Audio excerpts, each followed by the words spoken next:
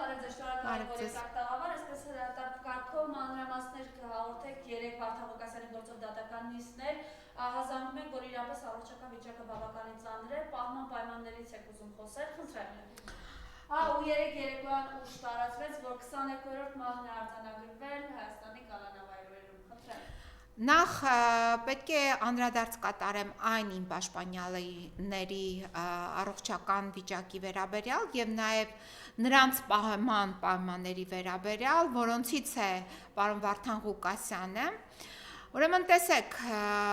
պահման պայմանները բացարձակ չեն համապատասխանում այն ստանդարտներին, որը նախատեսված է թե ազգային օրենսդրությամբ, թե միջազգային օրենսդրությամբ։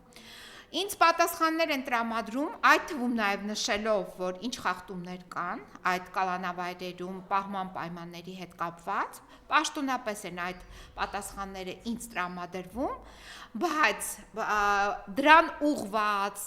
այսինքն վիճակը բարելավելու, վերացնելու խախտումները, դրանց ուղղված որևիցե գործառույթ Հայաստանի Հանրապետության արդարադատության նախարարությունը այդպես էլ ոչ առաջարկում է, ոչ էլ լուծումների մասին է խոսում, ոչ էլ փորձում է արդարանալ, որ նման իրավիճակում է գտնվում կալանավայրը եւ նման իրավիճակում են պահվում կալանավորները։ Ես ստանում եմ պատասխաններ, որ այո, իրենք իրավունք ունեն, օրինակ, գրաքննության ենթարկեն այն բոլոր գրավոր փաստաթղթերը, որը ես փոխանցել եմ իմ պաշտպանյալ պարոն Վարդան Ղուկասյանին։ Նրանք դա ընդունել են, որ նաև գրաքննության են ենթարկել այդ փաստաթղթերը, բայց նրանք մերժել են այցելություն այն խուց, որտեղ պահվում է պարոն Վարդան Ղուկասյանը։ Ուրեմն տեսեք, պարոն Վարդան Ղուկասյանը պահվում է մի խցում, որտեղ զուգարանը անջատվում է մարդկանց քնելու եւ ուտելու տեղից, այսինքն այդ 15 քառակուսի մետր խուցը անջատվում է այդ զուգարանից ընդամենը վարակույրով։ Այս մասին տեղեկացված են բազմաթիվ հազարավոր քաղաքացիներ եւ մեր հազարավոր քաղաքացիները իրենց առաջարկով հանդես գալով պատրաստ են իրենց միջոցների հաշվին տեղադրել այդ խցում դուռ եւ այնպիսի պատնեշ, որը այդ խուցը անջատի այդ զուգարանից։ Հիմա մենք հասել ենք այդպիսի վիճակի,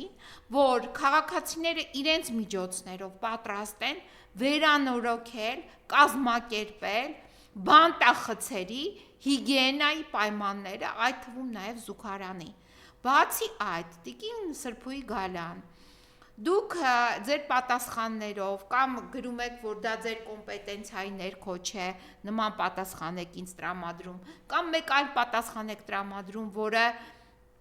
որևիցե կերպ անդրադարձ չի կատարում այն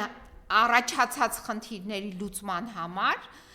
դուք հիմա ինչ կարծիք ունեք, որ քաղաքացիները իրենց գումարները հավաքեն, թեպետ նրան, որ դուք Եվրոպական միությունից, այլ դոնոր կազմակերպություններից բավականին մեծ գումարներ եք ստացել, որպիսի վերանորոգեք կալանավայրերը եւ կալանավայրերը բերեք այնպիսի վիճակի, որը հարիր լինի մարդու պատվին եւ արժանապատվությանը։ Դուք դա չեք արել։ Նույն խայտառակ վիճակում է գտնվում նաեւ դատարանում գտնվող խցերը եւ այդ խցերի նաեւ զուգարանները, որ շան հոտը, կներեք, փչում է այդ զուգարաններից եւ այդ խցերի սանիտարահիգիենիկ պայմանները դա խայտառակություն են։ Երեք ես դատարանում միջնորդեցի տիկին դատավոր Մերի Մուսինյանին, որ դատարանում իմ պաշտպանյալների անվտանգությունը ապահովված չէ եւ դատարան են բերվել սուտ կեղծ մատնիչներ եւ սուտ մատնությամբ են այդ մատնիչները հանդես եկել, ոստիկանության ծառայողներ եւ այսպես ասած գործ են տվել, որպիսի իմ պաշտպանյալների նկատմամբ կալանքի ժամանակ նոր եւս մեկ մեղադրանք առաջադրվի, իբրև նրանք լսել են այդ կեղծ սուտ մատնիչները, որ իմ պաշտպանյալները հայոյանք են հնչեցրել եւ այդ հիմքով նրանց, պատկերացնում եք, հայր եւ որդուն մեղադրանք է առաջադրվել իբրև թե խմբի կազմում խուլիգանություն են կատարել, բայց հայոյանքի վերաբերյալ ուղիղ եթեր է եղել, որևիցե մեկը ոչ մի բան չի լսել, բայց ինչ որ կեղծ մատնիչ ոստիկաններ, ովքեր որ ուղեկցել են կալանավորներին, նրանք լսել են այդպիսի ինչ որ խուլիգանական արտահայտություններ, հայոյանքներ։ Հիմա տեսեք, մեր պաշտպանյալները չեն կարողանում օգտվել փաստացի լինելով կալանավայրերում, իրենց անվտանգության, այսինքն անվտանգությունը իրենց համար ապահոված չէ։ Նրանց մարդկային պայմանները պահելու ապահոված չէ։ Նրանց բուժում ստանալու իրավունքը ապահոված չէ։ Այսինքն հերիք չէ, որ դատական ակտերով, ապօրինի, անարդարացի, ակնհայտորեն անարդարացի դատական ակտերով այս մարդիկ պահվում են կալանավայրերում,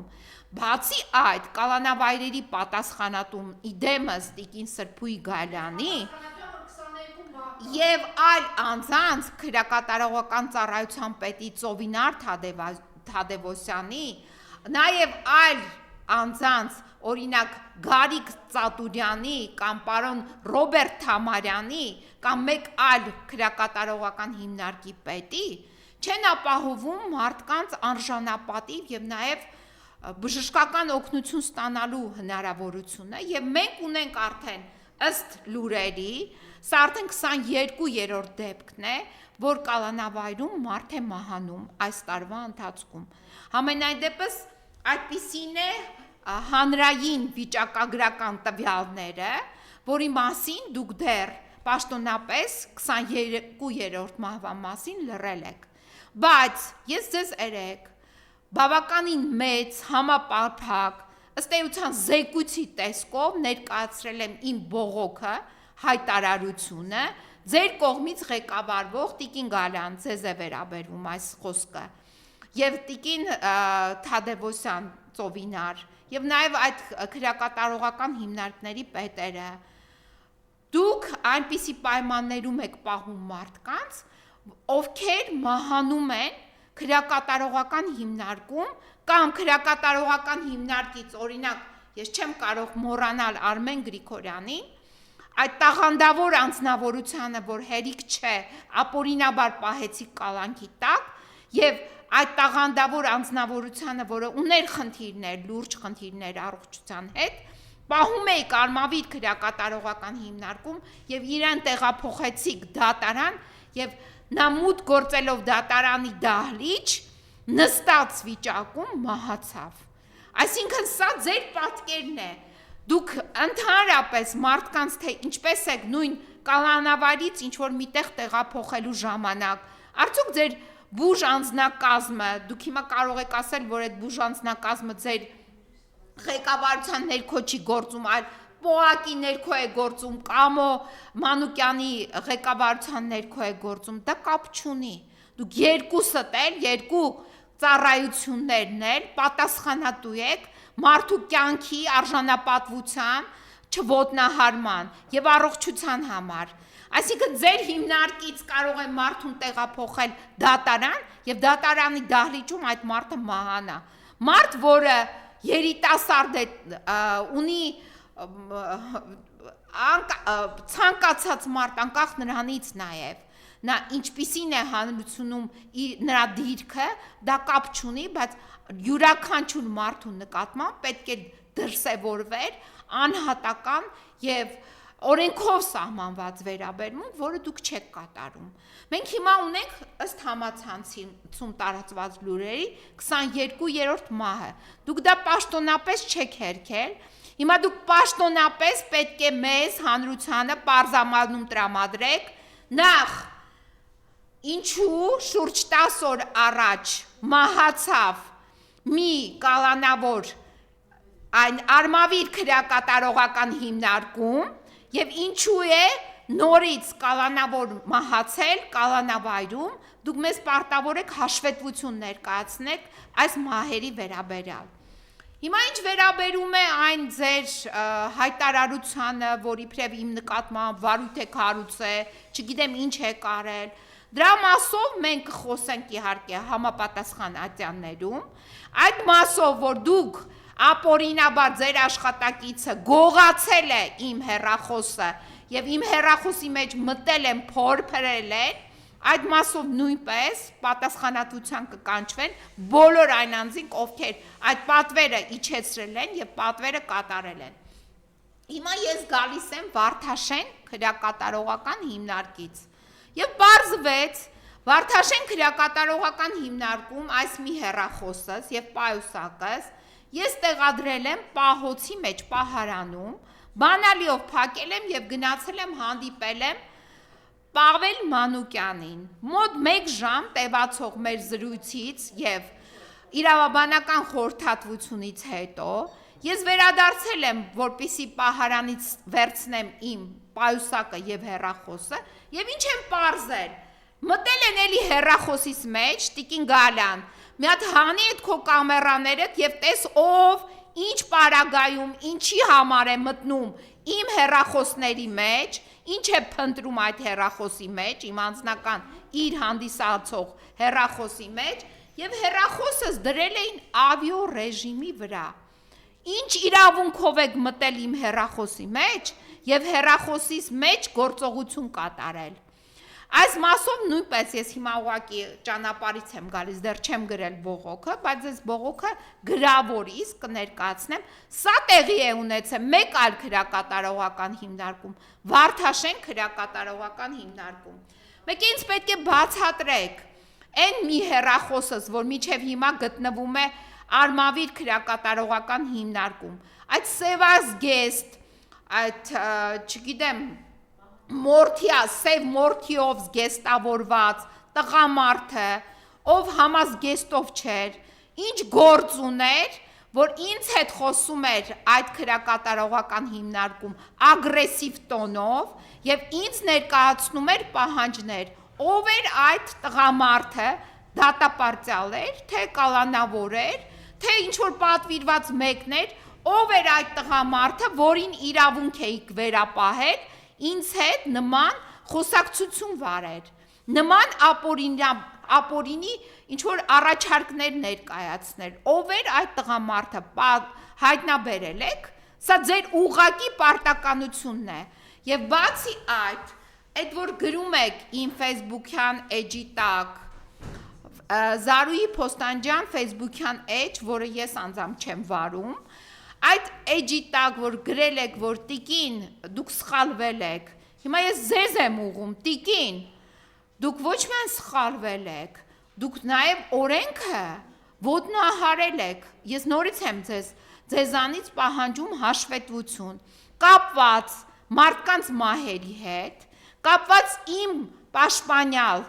Վարդան Ղուկասյանի կալանավորման պայմանների հետ, որ դուք խախտել եք նրա կալանավորման պահման օրենքով սահմանված պայմանները, հաշվետվություն եմ ձեզանից պահանջում։ Հաշվետվություն եմ պահանջում, ով է այսօր մտել իմ այս հեռախոսից մեջ եւ փորփրել եւ այնտեղ գործողություն կատարել։ Հաշվետվություն եմ պահանջում մեկ այլ հեռախոսս, որը ինձանց գողացել է այդ սև զգեստով, չգիտեմ, մորթիով սև, ով էր այդ տղամարդը եւ ովքեր էին նրանք, ովքեր ինձ ապօրինի պահանջներ էին ներկայացնում եւ մինչեւ հիմա չեն վերադարձրել իմ հեռախոսը։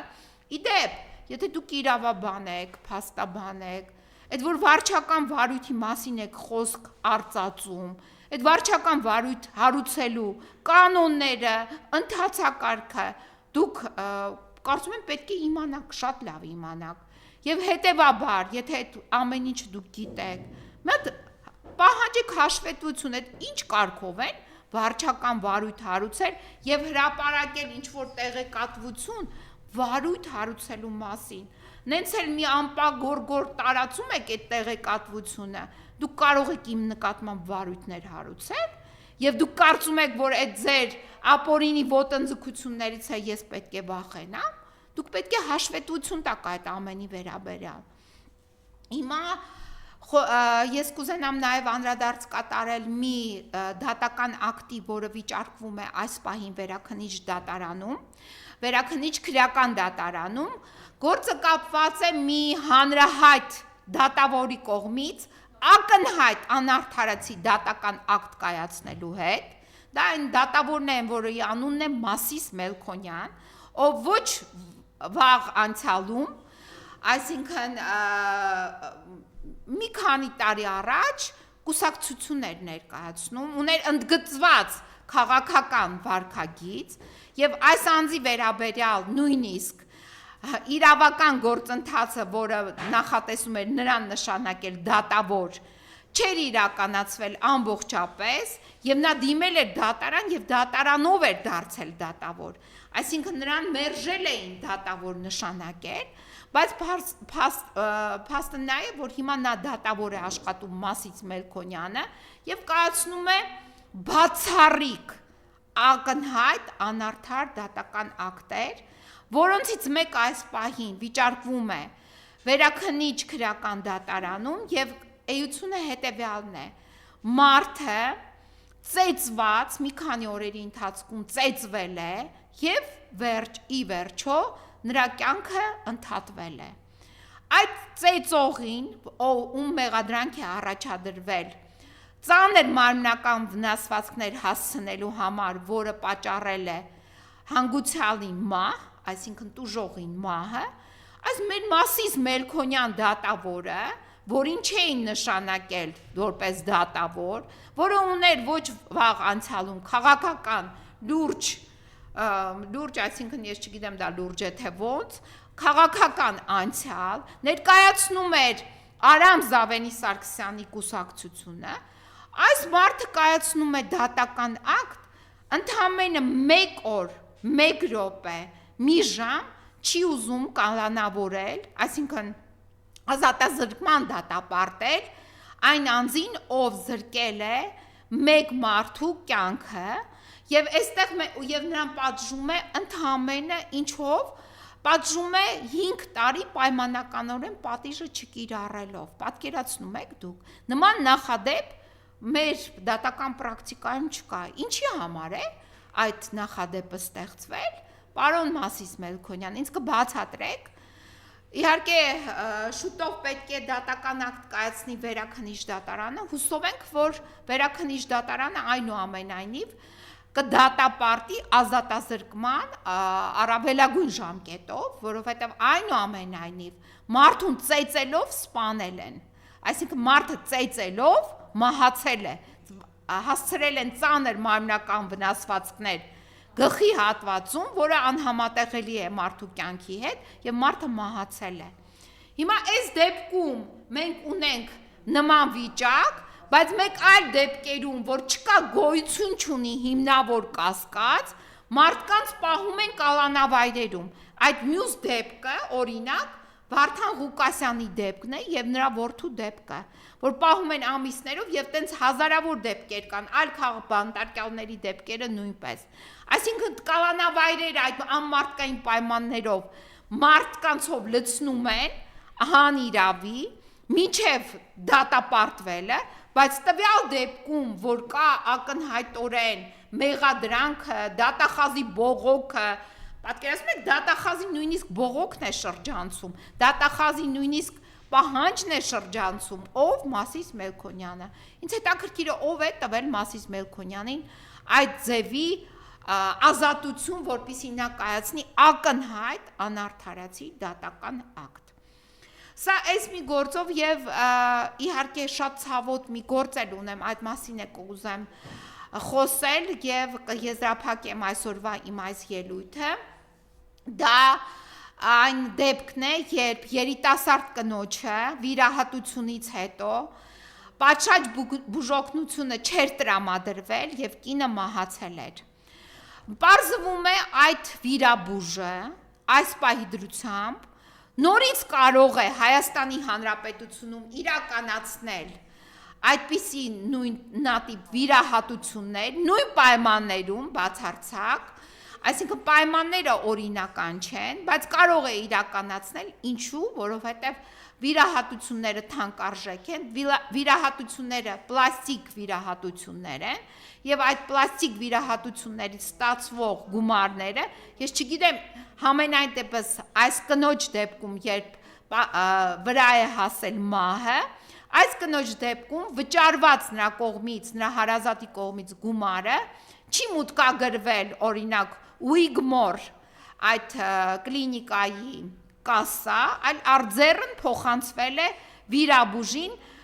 վիրաբուժի մենեջերին է փոխանցվել, մենեջերի անունն է Տաթևիկ, իսկ վիրաբուժի անունն է Լևոն Արամյան։ Հիմա մեզ պաշտոնապես հայտնել էին, որ Լևոն Արամյանի դիպլոմը պլաստիկ վիրաբուժի կեղծ է։ Հիմա այդ կեղծ դիպլոմի հիման վրա Տիկին Ավանեսյանը դադարեցրել էր պլաստիկ վիրաբուժ Լևոն Արամյանի գործունեությունը, որպես բուժ աշխատողի Հայաստանի Հանրապետությունում հավաստագիրը նրա չեղարկվել էր։ Բայց պարզվում է հիմա նոր հավաստագիր է ստացել Լևոն Արամյանը, ինչ որ էլի դիպլոմների վրա, բայց ինձ համար անհասկանալի է Տիկին Ավանեսյան, այս որ մի դեպքում դուք սեպտեմբեր ամսին ինձ պաշտոնապես հայտնել եք, որ նա դիպլոմը կեղծ է եղել, հավաստագիրը չեղարկվել է, դուք ո՞նց եք հիմա շարունակում Լևոն Արամյանին թույլատրել,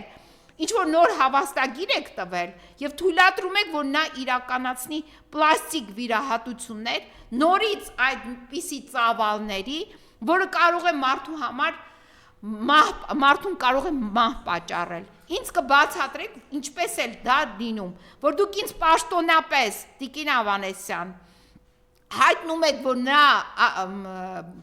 հավաստագիրը չեղարկված է, կեղծ դիպլոմ է նա ներկայացրել, այդ պատճառով եք չեղարկել, բայց հետո թույլ եք տալիս մեկ այլ բժշկական կենտրոնում, Բեգլարյան բժշկական կենտրոնում նա իրականացնի այդ վիրահատությունները։